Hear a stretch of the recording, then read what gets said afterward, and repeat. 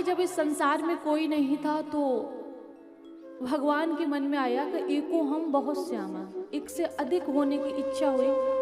तो उनकी नाभि से कमल प्रकट हुआ। हम मानव कैसे बने वो कथा है। उनकी नाभि से कमल प्रकट हुआ, कमल के ऊपर ब्रह्मा जी प्रकट हुए। जब उन्होंने नेत्र खोले तो चारों तरफ जल ही जल दिखाई दिया। तो उनके मन में आया कि मैं क्यों आया हूँ, किस लिए आया हूँ, और मैं जिस कमल पर बैठा हूँ तो इसका कोई आधार तो होगा। तो कमल तंतु को पकड़ के वो नीचे जाते हैं। हजारों वर्ष तक चलते रहे लेकिन उन्हें भगवान की कमल नाभि तक पहुँचने में कामयाबी नहीं मिली। फिर वापस चढ़े और उसी कमल के पुष्प पर बैठ गए। और जब जो दिशाओं में देखा उन्होंने, पहले एक मुख था, जब दिशाओं में देखा तो उनके 4 मुख हो गए। उसी जल में उनको ता और पा सुनाई दिया। उनको लगा कि ये तप करने के लिए संकेत किया जा रहा है। तप किया, तप के प्रभाव से भगवान प्रसन्न हुए और उनको दर्शन दिया और कहा कि तुम सृष्टि करिए, सृष्टि का विस्तार करिए। उद्भिद, अंडज, स्वेदज और जरायुज, ये 4 प्रकार की सृष्टि की अंत में हम मानवों को बनाया। और उससे भी जब संतुष्ट नहीं हुए, उनका मन प्रसन्न नहीं हुआ, वृक्षों को बनाया, जीव जंतुओं को बनाया, कीट पतंगों को बनाया। तो उनको लगा इसमें ऐसा कोई जीव नहीं है जो भगवान की पूजा कर सके। तब उन्होंने हम मानवों को बनाया कि मानव भगवान की पूजा कर सकेगा, भगवान का ध्यान कर सकेगा। ये सोच के उन्होंने हम लोगों को बनाया और बनाकर बड़े प्रसन्न हुए और हम मानवों को बुद्धि प्रदान की। जानवरों में विवेक नहीं है, हम में विवेक है। बुद्धि जब प्रदान की, खुश हुए और उसके बाद में अपने एक एक करके प्रकट करने लगे। सनक सनंदन सनातन सनत कुमार को प्रकट किया, वो भी उनके बड़े पुत्र हैं और ये भगवान का अवतार बताया जाता है। तो कहा कि बेटा तप करो, तो उन्होंने वो सृष्टि करो, हमारा सहयोग करो। तो इन्होंने कहा कि पिताजी हम तप करना चाहते हैं। इसके बाद इन्होंने 10 पुत्रों को जन्म दिया। सबसे छोटे बेटा नारद से कहा, नारद ने भी कहा कि हम तप करना चाहते हैं। इसके बाद में इन्होंने जब चिंतित होने लगे कि मैं सृष्टि का विस्तार करना चाहता हूँ, ये प्रभु की आज्ञा लेकिन हो नहीं पा रहा है, उसी समय उनके शरीर के एक अंग से एक स्त्री और दूसरे अंग से एक पुरुष प्रकट हुए, जो मनु और शत्रुपा के नाम से जाने जाते हैं। हम सभी मनु महाराज की संतान हैं, इसलिए मानव कहलाए। मनु शत्रुपा से कहा कि तुम सृष्टि का विस्तार करो और इस धराधाम पर उनको भेजा। जब देखा कि चारों तरफ जल ही जल है, धरती तो है ही नहीं, तो वो पुनः ऊपर जाते हैं। ब्रह्मा जी से कहा कि चारों तरफ जल ही जल है, हम कहाँ पे रहें, कैसे सृष्टि का विस्तार करें, कैसे आपकी आज्ञा का पालन करें। तो उसी समय भगवान की नासिका से, मतलब ब्रह्मा की नासिका से एक कीट प्रकट हुआ, जो देखते ही देखते एक बड़े आकार में प्रकट हो गया। बराह भगवान थे। वो सुतल लोक में जाते हैं और वहाँ से पृथ्वी को उठाकर लाते हैं और हिरण्याक्ष का वध करते हैं। वो चुरा कर ले गया था और पृथ्वी को जल के ऊपर स्थापित किया। उसके बाद में मनु और शत्रुपा आए और 5 संतानों को जन्म दिया, 2 बेटा और 3 बेटियां। प्रियव्रत और उत्तानपाद, ये 2 बेटे हुए और 3 बेटियां हुई, आकुति, देवहूति और प्रसूति, ये 3 बेटियां हुई। अपनी छाया से उन्होंने कर्दम ऋषि को प्रकट किया।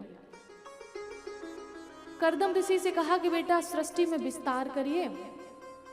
तो उन्होंने कहा कि पिताजी आपने तप के बल से सृष्टि की है, तो मैं भी तप करूंगा। तप किया और भगवान प्रकट हुए, तो उन्होंने भगवान की स्तुति की है। हे माययाते हठमेद सस्त्वत् पादारविन्दं भव सिन्धुभूतम् उपासते कामलवायते राशीस कामा निरेप्येषु।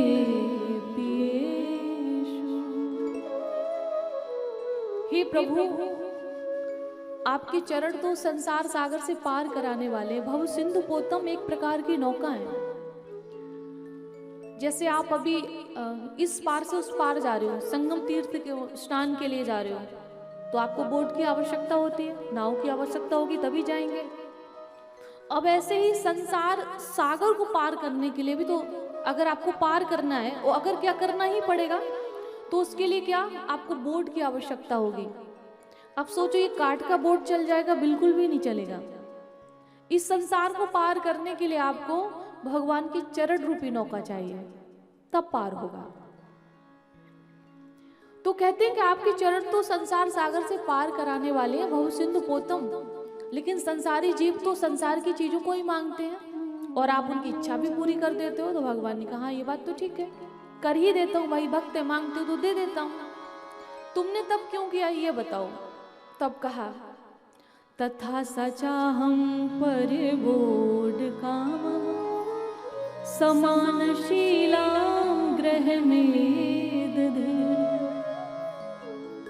मैं चाहता हूं कि पितामह ब्रह्मा की आज्ञा है कि मैं सृष्टि का विस्तार करूं, तो मैं चाहता हूं कि एक ऐसी स्त्री हमारे जीवन में आए, अर्थात जिससे मेरा विवाह हो, वो ऐसी होनी चाहिए जैसे मैं तप करने वाला हूं, आपको मानने वाला हूं, तो वो भी तप करने वाले हो। भगवान बड़ी प्रसन्न हुए और भगवान के नेत्र से आंसू गिरे, क्योंकि बोले स्त्री के लिए इतना सम्मान है। भगवान ने कहा कि जहां स्त्रियों का सम्मान होता है, यत्र नार्यस्तु पूज्यन्ते रमन्ते तत्र देवता, कि जहां पर स्त्रियों का सम्मान होता है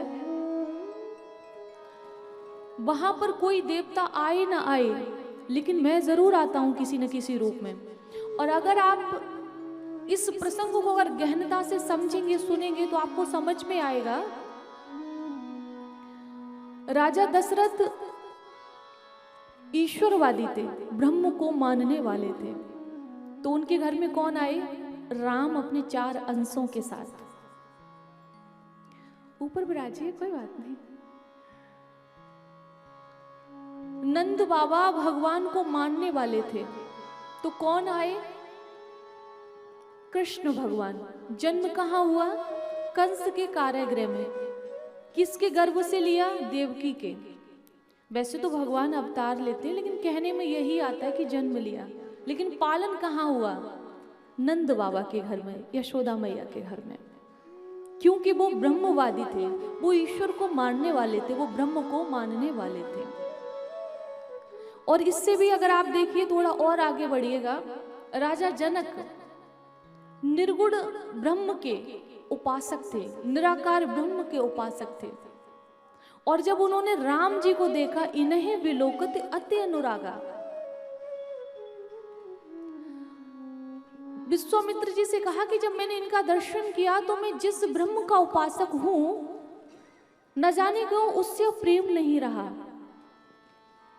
बरवस ब्रह्म सुख है मन त्यागा, मैं चाह नहीं रहा हूं, लेकिन मेरे मन ने फिर भी उस ब्रह्म का सुख त्याग दिया, कि उसकी प्रेम में जो अनुराग मेरे हृदय में था, राम को देखते ही वो चला गया। इन्हें बिलोकत अति अनुरागा। ये मैंने क्यों कहा? इसलिए कहा कि राम जी का जन्म हुआ अयोध्या में, और बिना कोशिश किए राम जी पहुंच गए जनकपुर में। और जनक जी ने ऐसा सौभाग्य पाया कि अपनी बेटी का ही विवाह कर दिया और राम जी को अपना दामाद बना लिया, क्योंकि वो ब्रह्म को मानने वाले थे। जो ब्रह्म को मानेगा वही ब्रह्म को जान पाएगा। बाबा तुलसी कहते हैं, सोई जानहि जिन देहु जनाई, सोई जानहि देहु जनाई, जानत तुम ही हुई जाई, जानत तुम ही हुई जाई, जानत तुम ही हुई जाई। जो भगवान को जान लेता है वो भगवान को पा लेता है, जो भगवान को जान लेता वो भगवान में हो जाता है। आप लोग भक्तमाल में पढ़ेंगे, मीरा जी ने जिस दिन भगवान को जान लिया उसी दिन भगवान में समा गई। आप द्वारिका में दर्शन करेंगे कि भगवान के हृदय में समा गई, और उनके गले में जो एक दुपट्टा था वो भगवान के हृदय से बाहर निकला था। इससे ये पता चला कि भगवान की वो हृदय में समा गई। जब गर्भ गुहा के पट खुले तो किसी को पता ही नहीं चला कि वो है कहाँ, लेकिन जो उन्होंने ओढ़ रखा था वो भगवान के हृदय से बाहर था। तब लोगों को लगा कि भगवान में समा गई। एक ही नारा था उनका, मेरो तो गिरधर गोपाल दूसरो न कोई, जाके सिर मोर मुकुट मेरो पति सोई। आंसुओं को बहा बहा कर मैंने ये प्रेम की बेल बोई है। अब ये बेल इतनी बढ़ गई है कि समेटने के काबिल नहीं है। एरी मैं तो प्रेम दीवानी मेरो दर्द न जाने को है। और मीरा की तब पीर मिटेगी जब वैद्य समरिया होए। एरी मैं तो प्रेम दीवानी मेरो दर्द न जाने कोई, जाके सिर मोर मुकुट मेरो पति सोई। और छोड़ दई कुल की कान कहा करे कोई, संतन संग बैठ बैठ लोक लाज खोई।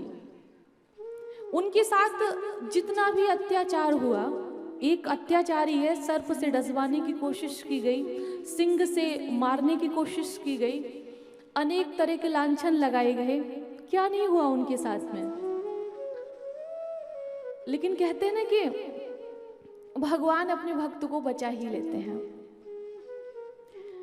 जब वो वृंदावन आई तो बड़ा सुंदर पद गाया, बी फ्लैट, बड़ा सुंदर पद गाया।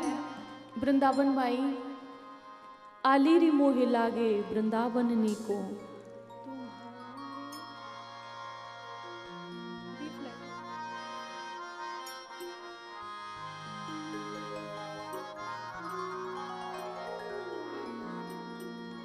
तुम्हारे प्रेम की खातिर